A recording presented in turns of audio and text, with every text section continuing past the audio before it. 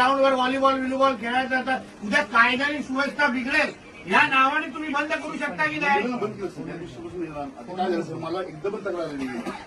माझी तक्रार आहे, Yes, बंद sir. करा. करतो. बंद केलं सर ते. समोरच्या त्या मंडळांचं काय दिवशीपासून दुकान आहे ते बंद करा. त्याला सगळ्यांना मी बंद केलं. मला 8 दिवसाचा मुदत आहे, सगळं बंद होतं. मी यांना बोललो पण त्या दिवशी. 307 लावा म्हणून काय कसं नाही लावतो बरं, सोमवारपासून अधिवेशन आहे. मी भिंगाण्याखाली अधिवेशन यांच्या नावाने त्यांनाही माहिती आहे.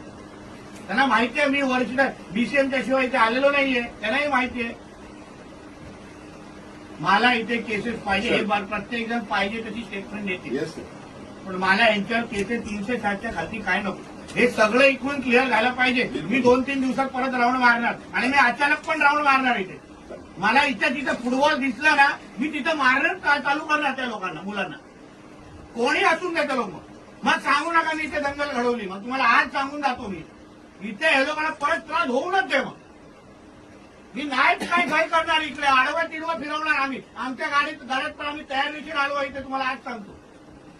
पण हे असं नाही चालणार. तुमच्या लोकांवर विश्वास आहे म्हणून आम्ही गप्प बसतोय.